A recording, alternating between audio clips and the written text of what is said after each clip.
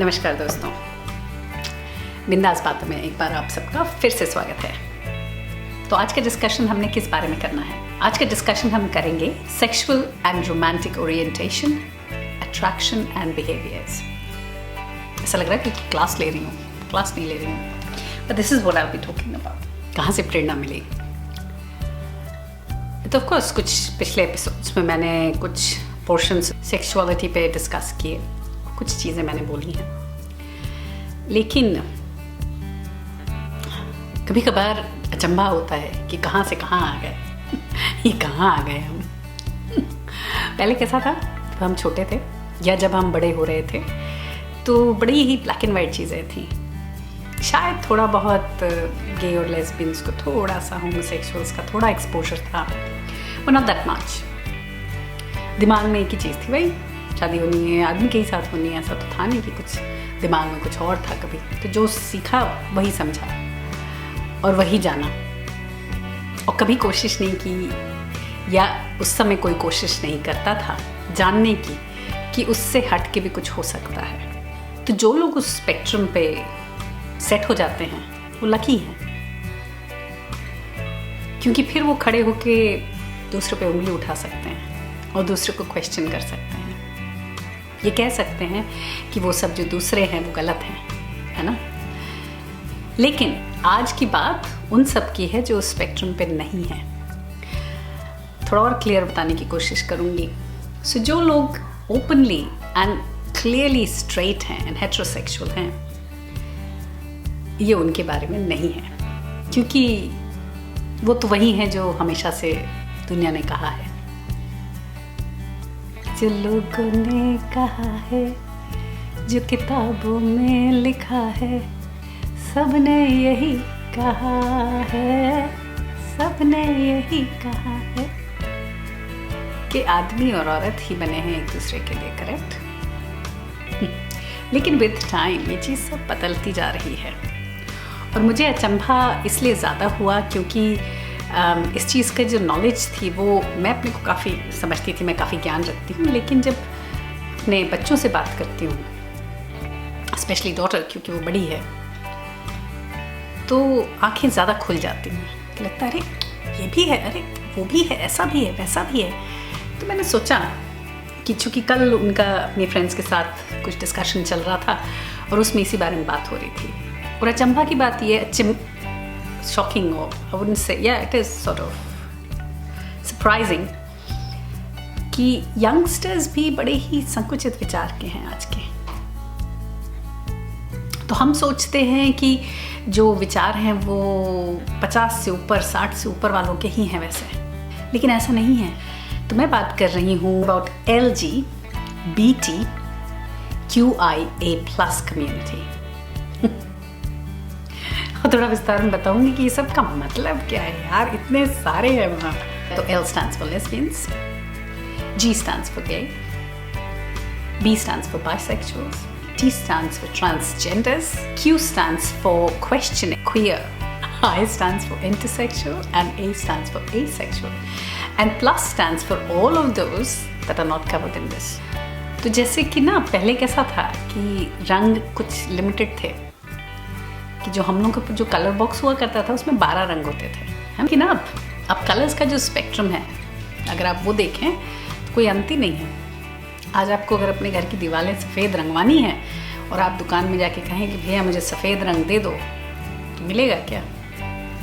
नहीं, क्योंकि 50 तरीके के कलर है वहाँ सफ़ेद कहलाने को, और आपको अब चुनना पड़ेगा उन सब में से कि कौन सा सफ़ेद आपको चाहिए एक्चुअली। तो ये जो कलर का स्पेक्ट्रम है वो भी भयंकर रूप से बढ़ गया है, जो पहले कभी नहीं था। सिमिलरली सेक्सुअलिटी का भी जो स्पेक्ट्रम है वो बहुत ज़्यादा बढ़ गया है। तो जब मैं अपनी लड़की से सब बातें करती हूँ तो मुझे लगता है कि थोड़ा ज्ञान बढ़ाऊँ, अपना तो बढ़ाऊँ और अपने साथ साथ अपने दर्शकों का भी बढ़ाऊँ, और फिर बताऊँगी कि इस वीडियो का मकसद है। तो मुझे जो मोटा मोटा समझ में आया जब मैंने इस बात को गूगल किया और कोशिश करी जानने की, कि there are 2 ends of the spectrum. तो एक तरफ है allosexuals and the other side is asexual. So allosexuals are people who are sexually or romantically attracted to others. On the other hand, asexuals are people who are not, who do not have, they have very minimum or have no attraction, sexual or romantic attraction towards anybody. Those are asexuals. अब allosexuals के hundreds of parts हैं, and of course asexual की भी hundreds of parts हैं. तो asexual में एक term मैंने पढ़ने में आया demisexual. तो कितनी एक वीडियो था जिसमें मैंने ये बोला था कि अब सेइंग, आप अगर आपने सेइंग सुनी हो कि women love deep, so men love several times and they love shallow. Women love once but they love deep. तो मुझे ऐसा लगता है कि जो औरतें हैं वो demisexual हैं. The reason why I say that is कि demisexual का मतलब ये होता है कि जो लोग it's actually a spectrum of asexual, but जिसमें जब आप किसी के साथ लंबे रिलेशनशिप में रहते हो तो आप उसके साथ सेक्सुअल और रोमांटिक अट्रैक्शन आपको हो जाता है and you get into that relationship as that. तो मुझे लगता है काफ़ी औरतें जो हैं डेमी वाले कैटेगरी में फॉल करती हैं. एक मुझे टर्म पढ़ने में आया जिसे कहते हैं ऑटोसेक्सुअल. ऑटोसेक्सुअल का टर्म ये है, उसका मतलब ये है कि अगर आपको खुद से बहुत प्यार हो, यू अट्रैक्टेड टू योरसेल्फ. तो मुझे 2 कैरेक्टर्स मूवी के याद है, दोनों करीना कपूर के. एक वो तुम्हें कोई हक नहीं बनता कि तुम इतनी खूबसूरत लगो, और एक गीत मैं अपने आप की फेवरेट हूँ. नहीं सोचने जाओ तो लगता है ये खुद ही से इतनी खुश क्यों है. फिर एसेक्सुअल में कैटेगरीज ऐसी भी थी कि जो लोग दूसरों से अट्रैक्टेड नहीं होते लेकिन they still they have sexual desires, so that means they satisfy those desires themselves, which was also very interesting. Scoliosexual भी एक वर्ड समझ दिखने में आया, जो सिर्फ ट्रांसजेंडर्स पे अट्रैक्ट होते हैं. हाउ वियर्ड है, ऐसा तो मैंने सोचा ही नहीं था कि कोई अलग ही एक कॉम होगी, कि जो ऐसे लोग होंगे जो सिर्फ उन्हीं के लिए आंखें हैं उनकी. कितना अच्छा है. दुनिया में कौन सी मूवी थी जिसमें दिल तो पागल है, भगवान ने हम लोगों को जोड़ियों में बनाया है और छोड़ दिया है, और फिर वो लोग अपने आप खोजते फिरते हैं और अपनी जोड़ी को, उनको धरती पे उनको खोजना उनका काम है. तो फिर आप पैदा कैसे भी हुए हो, लेकिन आपकी जोड़ी है उधर. कोई ऐसा है जो उसी चीज़ को चाहता है या वही पसंद करता है. और एक कैटेगरी मैंने पढ़ी अंडर ओलोसेक्सुअल, सैपियोसेक्सुअल. इंटरेस्टिंगली ये वैसे लोग होते हैं जो सिर्फ जिनको अट्रैक्शन होता है टुवर्ड्स इंटेलिजेंस. तो अगर आदमी या औरत बहुत इंटेलिजेंट है तो उनको वही चीज़ें उसको अट्रैक्ट करती हैं. फिजिकल अपीयरेंस का कोई मायने ही नहीं रखता. तो वो जितने भी रिश्ते हैं बाहर जिनको हम देखते हैं और सोचते हैं भगवान कैसे, ये तो कितना सुंदर है, या तो वो कितनी सुंदर है, इसको ये कैसे.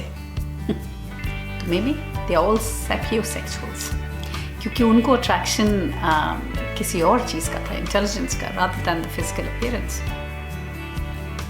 इंटरेस्टिंग है. ऐसे हम बड़े हुए थे जहाँ मुझे इन चीज़ों का कोई ज्ञान ही नहीं था, लेकिन जो लोग उस कैटेगरी में फॉल करते हैं उनके लिए तो बड़ा होना भी काफ़ी तकलीफदायी रहा होगा, क्योंकि वो अपने को क्वेश्चन ही करते रहते होंगे कि भैया ये क्या हो रहा है मुझे, why I am so abnormal, why things are not normal for मी.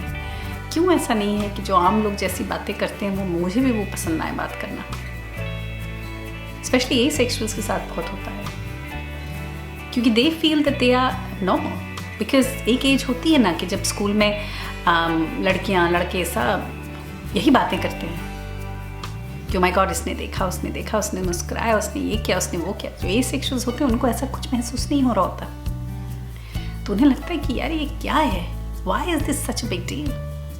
कि भैया उसने किस कर रहा, तो वो उसके साथ गया, उसने हाथ पकड़ा, ना उसने छुआ, ना उसने चूमा, नहीं है ना वो भयंकर तूफान जैसी फीलिंग्स जो एसेक्सुअल्स को होती ही नहीं है. तो कितनी तकलीफ है बच्चों के लिए.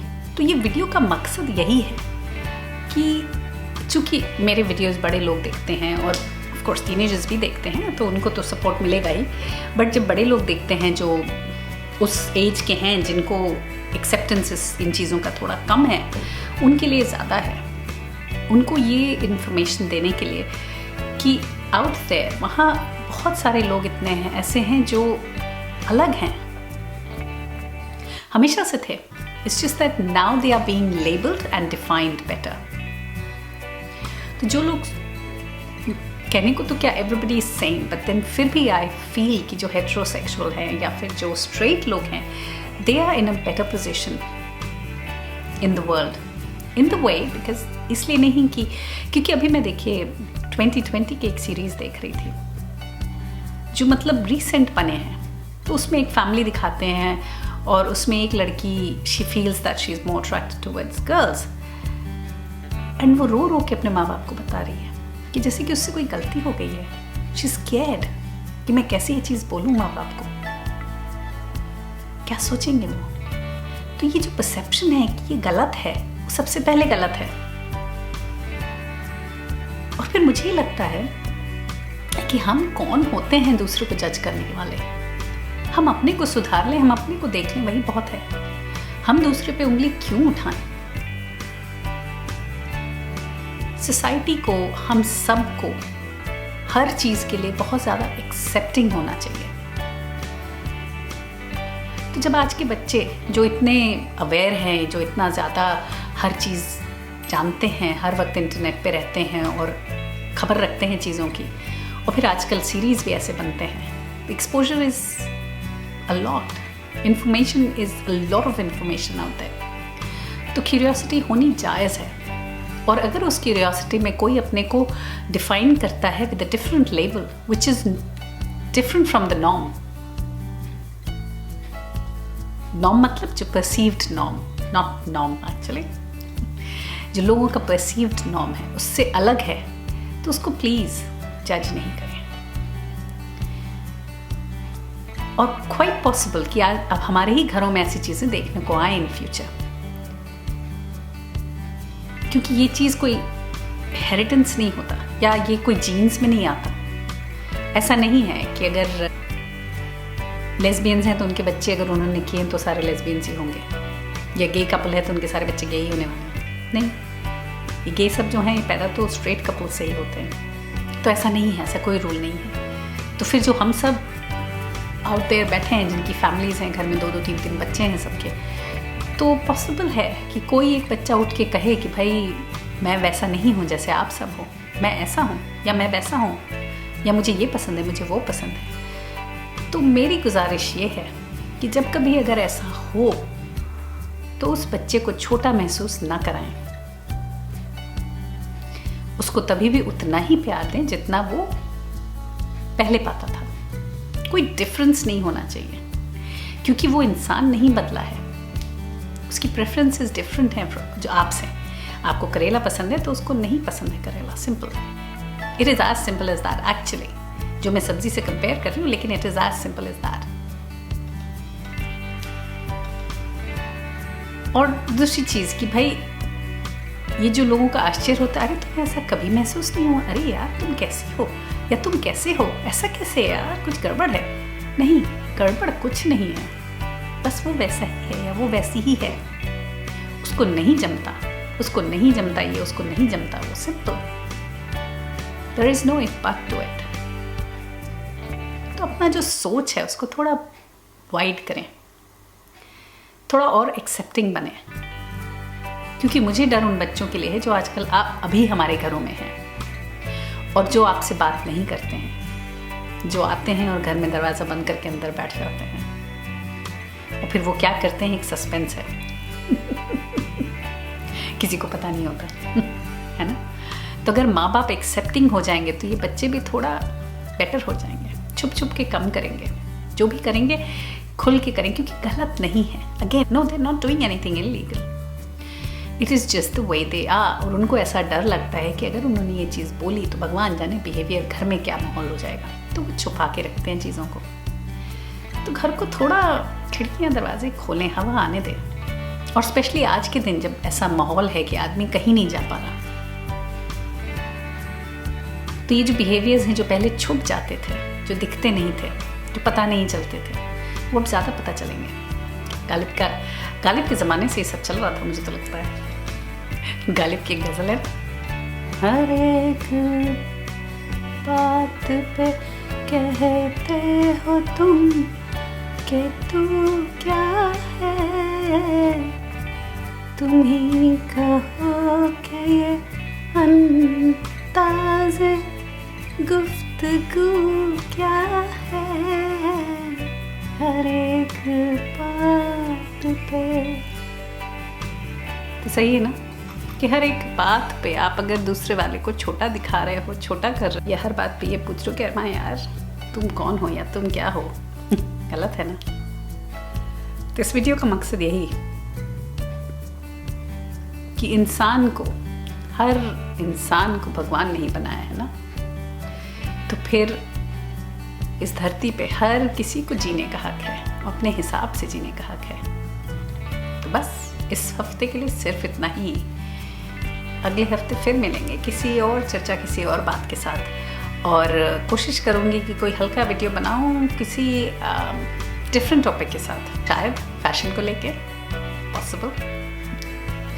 देखते हैं क्या करते हैं अगले हफ्ते। तब तक के लिए आज्ञा दीजिए और देखते रहिए बिंदास बातें।